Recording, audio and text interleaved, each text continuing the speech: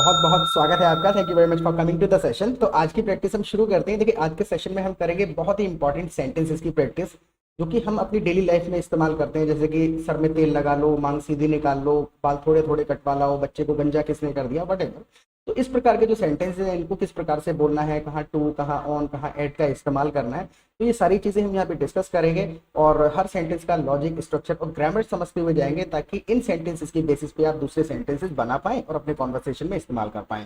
Alright, so I will be sharing my screen with you. मैं अपनी screen आपके साथ में शेयर कर देता हूँ। प्रैक्टिस करने का बेस्ट तरीका बस यही है कि whatever you see on the screen in English, you repeat every sentence after me loudly. जोर से बोल के प्रैक्टिस करिएगा, जिससे प्रोनाउंसिएशन की आदत पड़ेगी। और the session is not gonna be very long, it will hardly be 12 और 15 minutes maximum, I believe. So stay tuned. Okay, पूरा देखिएगा।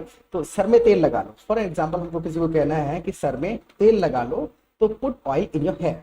देखिए, जो हेयर है वो अपने आप में एक, इसको हम ऑब्जेक्ट मान के चलते हैं कि बहुत सारे भले बाल हैं, ठीक है। हम हिंदी में भी कहते हैं बाल कटवा लाओ, तो हम ऐसे नहीं कहते ना बहुत सारे बालें कटवा लाओ, वट एवर। तो ये एक अपने आप में ऑब्जेक्ट है। तो put oil in your hair, hairs हम नहीं कहते हैं यूजुअली, तो हेयर का ही इस्तेमाल कर सकते हैं ना। और इसकी जगह आप यूज करना चाहें तो आप ये भी कह सकते हैं put oil on your hair, भी आप कहाँ कुछ हद तक इस्तेमाल कर सकते हैं, लेकिन इन जो है वो कॉमनली यूज होता है यहाँ पर। Look at the next sentence. और तुम्हारे सर में तेल लगा दूं, और तुम्हारे सर में तेल लगा दूं, काम let me apply oil to your hair. यहाँ पर हम टू का इस्तेमाल करेंगे। देखिए, अब उसमें ऊपर इन है और यहाँ पर टू का हम इस्तेमाल कर क्यों रहे हैं, लॉजिक इसके पीछे बस यही है कि put oil in your hair, अपने सर में तेल डाल लो। राइट, आप डाल रहे हैं, लेकिन यहाँ पर है come let me apply oil to your hair. यहाँ पर जब हम बात कर रहे हैं तो हम ऑब्जेक्ट की बात कर रहे हैं कि आओ मैं पूरे सर पे अप्लाई करूंगा। कहीं पर डेस्टिनेशन की बात हो रही है, कुछ काम होगा वहां पर। तो अगर मैं किसी बंदे को कहूँ आओ तुम्हारे सर में तेल डाल दूं, so come let me put oil in your hair, तो वो थोड़ा अजीब सा लगेगा हिंदी में कि मैं डाल के छोड़ दूंगा, लेकिन यहाँ पर आई विल अप्लाई। राइट, तो वो थोड़ा सा हमको सिचुएशन और लॉजिक को समझना पड़ता है कि हम किस सिचुएशन को एक्सप्लेन करना चाह रहे हैं, एक्शन क्या हो रहा है, उसके हिसाब से फिर हमको ये प्रीपोजिशन इस्तेमाल करने होते हैं। पूरा सेशन देखिएगा, कई सारे सेंटेंसेस हैं, तो लॉजिक समझ में आ जाएगा कहाँ इन, कहाँ एट, कहाँ ऑन का इस्तेमाल करना है। Right, look at the next sentence. अपने बाल बना लो, अपने बाल बना लो। अब मान को चलो हमको किसी को कहना है, कुछ जगहों पे कहते हैं बाल काट लो, बाल बना लो, बिल्कुल सिंपल सा है। तो स्टाइल योर हेयर, ये एक्शन में नेटिव इंग्लिश में कॉमन है कहना स्टाइल योर हेयर, या फिर आप इसको ऐसे भी कह सकते हैं डू योर हेयर, या फिर आप ऐसे भी कह सकते हैं सेट योर हेयर। राइट, तो कई सारे हमारे पास में ऑप्शंस होते हैं बोलने के, style your hair, do your hair, या फिर set your hair. Now look at the next sentence. इतनी सीधी मांग क्यों निकालते हो, इतनी सीधी मांग क्यों निकालते हो। देखिए, दो तरीके से इसको हम कह सकते हैं। Why do you have such a straight hair line, जो मांग होती है उसको हम हेयर लाइन ही कहते हैं, उसका ये वर्ड है। तो why do you have such a straight hair line, यानी इतनी सीधी मांग आप क्यों निकालते हैं। Now look at the next sentence. मान के चलिए इसी के आधार पे हमको किसी को कहना हो कि सीधी मांग निकाल लो, यहाँ हम पूछ रहे हैं क्यों निकालते हो। अगर हमको किसी को कहना है सीधी मांग निकाल लो, तो वहां पे क्रिएट का हम इस्तेमाल करेंगे, create a straight hair line. Right, create की जाती है वो, create a straight hair line. और यहाँ पर why do you have such a straight hair line, इतनी सीधी मांग क्यों निकालते हो। नाउ जितनी बार बाल बनाओ, ये हर बार अपने बाल बिगाड़ लेता है। नाउ जितनी बार इसके बाल बनाओ, यानी जितनी बार इसके बाल ठीक करो, ये हर बार अपने बाल बिगाड़ लेता है। No matter how many times I style his hair, he always ends up messing it. Mess करना, किसी चीज को बिगाड़ देना, गड़बड़ कर देना उसमें। So no matter how many times I make his hair, he always ends up messing it. तो हमको सिचुएशन पता होने चाहिए, और इंग्लिश में किस चीज को किस तरीके से कहना है ये पता होना चाहिए। ग्रामेटिकल रूल हर जगह काम नहीं करते हैं। Look at the next sentence.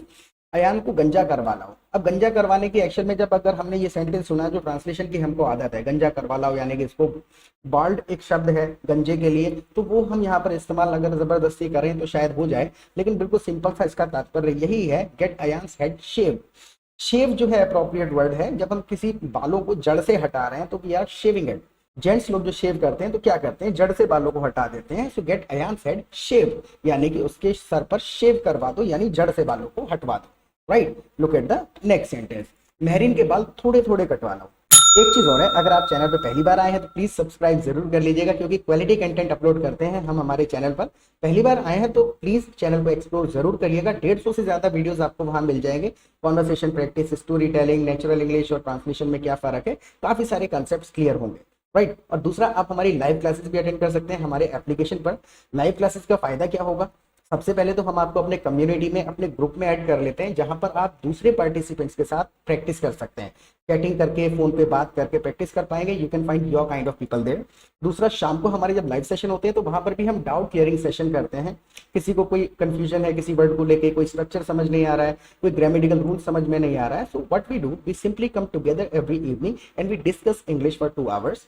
तो जब आप माहौल में समय बिताएंगे, 1.5-2 घंटे में आप 150-200 सेंटेंसेस रोजाना सुनेंगे, उनको अडॉप्ट कर लेंगे, लॉजिक समझ लेंगे, and you will start using them in your conversation. आप अपनी कॉन्वर्सेशन में उन सेंटेंसेस को धीरे धीरे अडॉप्ट करके इस्तेमाल करना शुरू कर देंगे। यही एक तरीका है अंग्रेजी को सीखने का, क्योंकि ग्रामेटिकल रूल अप्लाई करके, ग्रामर को समझ के 15% इंग्लिश बनाई जा सकती है, 85% इंग्लिश अपने तरीके से बोली जाती है। अब उसको बोलना कैसे है, कौन सी सिचुएशन में क्या बोलना है, उसके लिए spend time in the community where English is being spoken. जहां इंग्लिश बोली जा रही है वहां पे समय बिताइए, सुनिए, अडॉप्ट करिए और यूज करिए। रही बात फीस की, बिल्कुल मिनिमल अमाउंट चार्ज करते हैं हम, बहुत छोटा सा अमाउंट है। और अगर किसी स्टूडेंट के पास जेन्युइन प्रॉब्लम है तब भी पैसे की वजह से पीछे नहीं हटना है। You can simply drop me a WhatsApp message, we can discuss it over the phone. So money is not a big issue. अगर टाइम है तो लाइव क्लासेस में जरूर आइएगा और सब्सक्राइब कर लीजिएगा, और पूरा देखने के बाद फीडबैक जरूर दीजिएगा कि ये सेशन आपके लिए फ्रूटफुल था या नहीं था। Right, so let's get back to it now. Mehreen के बाल थोड़े थोड़े कटवा लाओ। जब हम थोड़े थोड़े की बात करते हैं, यहाँ पे देखिए स्पेशली मैंने एक गर्ल का नाम लिया है, मेहरीन इज अ गर्ल। तो यहाँ पर हम सीधी सी बात कर रहे हैं कि ट्रिम करवा के लाओ, थोड़े थोड़े कटवा लाओ, यानी नीचे से। Get Mehreen's hair trim a little, get Mehreen's hair trim a little, या फिर अ बिट का भी आप इस्तेमाल कर सकते हैं। Get Mehreen's hair trim a bit. Right, look at the next sentence. Mehreen कपड़ों पर ग्लू क्यों लगा रही है? ग्लू मतलब वो चिपकाने वाला फेविकोल वगैरह जो होता है। मेहरीन कपड़ों पर ग्लू क्यों लगा रही है? अब जैसे बच्चा जो है वो खामखा में जो शरारत कर रहा है, वो स्पेशली बैठ के नहीं रगड़ रहा है ना, तो अप्लाई नहीं कर रहा है, तो हम इस तरीके से कह सकते हैं, Mehreen why are you putting glue on clothes, why are you putting glue on the clothes. वो पुट कर रहा है। देखिए, पुट मतलब है किसी चीज को लगा देना, टच कर देना, कनेक्शन बना देना, और अप्लाई करने का मतलब है रगड़ रगड़ के लगाना। Right, look at the next sentence. कपड़ों पे कलर किसने लगा दिया? कपड़ों पर कलर किसने लगा दिया? अब यहाँ पर भी बिल्कुल simple, who put the colour on the clothes, who put the colour on the clothes. अब ये जो पुट है ना, ये एक्चुअल में थर्ड फॉर्म सेकंड फॉर्म सब वही रहता है। तो हु पुटेड समझने की अगर कोशिश करें तो इसका तात्पर्य जो है who put the colour on the clothes, तो ये पुट का सेकंड फॉर्म हमने इस्तेमाल किया है कि कलर किसने लगा दिया है कपड़ों पर, who put the colour on the clothes. Now look at the next sentence. ये कलर एक बार धोने से नहीं जाएगा। अब ये जो कलर लग गया है ये एक बार धोने से नहीं जाएगा। This colour would not vanish with one wash, यहाँ पर विद का इस्तेमाल करेंगे। This colour would not vanish with one wash, या फिर this colour will not wash away with one wash. Wash away का मतलब भी वही है कि धुलेगा नहीं एक बार में। This colour will not wash away with one wash, या फिर आप कह सकते हैं this colour will not disappear with one wash, या फिर आप ऐसे भी कह सकते हैं this colour will not go away with one wash. तो यहाँ पर समझने की चीज ये है कि वर्ड्स हम कोई भी इंडिकेट करने के लिए वर्ड्स कोई सा भी इस्तेमाल कर सकते हैं, साथ ही साथ विद का इस्तेमाल करेंगे ऐसी कंडीशन में। तो ये कुछ एक कंडीशंस हैं जिसके पीछे कोई बहुत बड़ा ग्रामेटिकल रूल नहीं है। उनको सीखने का बस यही तरीका है कि उनको सुन लिया जाए और थोड़ा बहुत एक आइडिया ले लिया जाए कि इस बात को कहना कैसे है।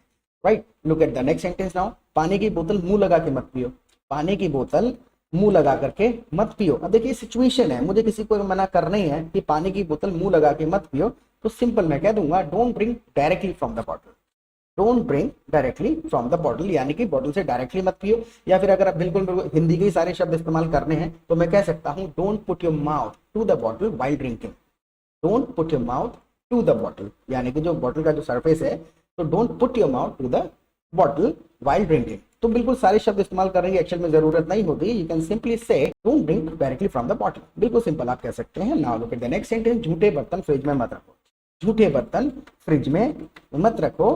Don't put dirty dishes into the fridge, यानी कि फ्रिज के अंदर गंदे, डर्टी मतलब है गंदा, तो किसी भी प्रकार की डर्ट के लिए आप इस्तेमाल कर सकते हैं। Don't put dirty dishes into the fridge. देखिए बर्तनों के लिए यूजुअली जो है ना डिशेस का ही इस्तेमाल किया जाता है। यूटेंसिल एक बहुत ज्यादा टेक्निकल वर्ड है जो कि कॉमनली बातचीत के दौरान इस्तेमाल होता नहीं है। अगर आप कहना चाहें तो आप कह सकते हैं don't put dirty utensils into the fridge, लेकिन वो अच्छा साउंड नहीं करता है। Don't put dirty dishes into the fridge. Now look at the next sentence. चप्पल उल्टी पड़ी है सीधी कर दो, चप्पल उल्टी पड़ी हुई है सीधी कर दो।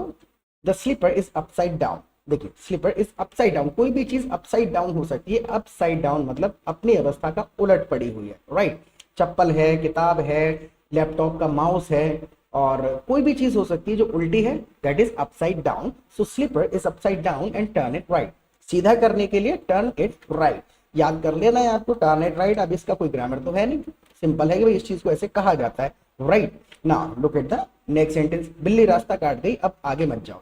अब यहाँ पर क्या हो रहा है कि इमोशन, फीलिंग को समझना पड़ेगा, सिचुएशन को समझना पड़ेगा। अगर हम सारे के सारे शब्द इस्तेमाल कर लेंगे तो फिर अटक जाएंगे। 15% इंग्लिश बन पाती है ग्रामेटिकल रूल अप्लाई करके, राइट। बिल्ली रास्ता काट गई है तो बिल्कुल सिंपल है, the cat has blocked the path, cat has blocked the path, don't go forward. देखिए सिचुएशन हम एक्सप्रेस कर रहे हैं कि अब आगे मत जाओ। बिल्ली रास्ता काट के नहीं जाती है, डेफिनेटली वो बंद कर देती है, एक इंटेंशन, एक हमारे अंदर फीलिंग आ जाती है कि आगे नहीं बढ़ना है। और ऐसे इसको नेचुरली इंग्लिश में कहा जाता है, इंग्लिश नेटिव इंग्लिश में इस तरीके से कहा जाएगा, the cat has blocked the path, don't go forward. तो सिचुएशन के साथ कनेक्ट करना है, हिंदी के शब्दों के साथ कनेक्ट बिल्कुल भी नहीं करना है, नहीं तो बहुत ज्यादा कंफ्यूजन पैदा होंगे, कॉम्प्लिकेशंस पैदा होंगे और समझ में नहीं आएगा यार ये वाला रूल वहां पर सेंटेंस में कुछ और था और इस वाले सेंटेंस में कुछ और है। तो जब रूल बदलता हुआ आप कहीं देखें तो समझ जाइए कि सिचुएशन अलग है, राइट। शब्दों को बिल्कुल ट्रांसलेट नहीं करना है। और I already given my WhatsApp number, live classes में आइए, वहां पर जब कम्युनिटी में सिचुएशनल इंग्लिश को सुनेंगे तो लॉजिक समझ में आ जाएगा कि इंग्लिश बोली कैसे जा रही है, ऑलराइट। और फीडबैक प्लीज दे दीजिएगा कि ये सेशन आपके लिए कैसा था, अच्छा लगा या नहीं लगा। प्रैक्टिस करते रहिए, फिर मिलेंगे एक नए सेशन के साथ। Till then bye.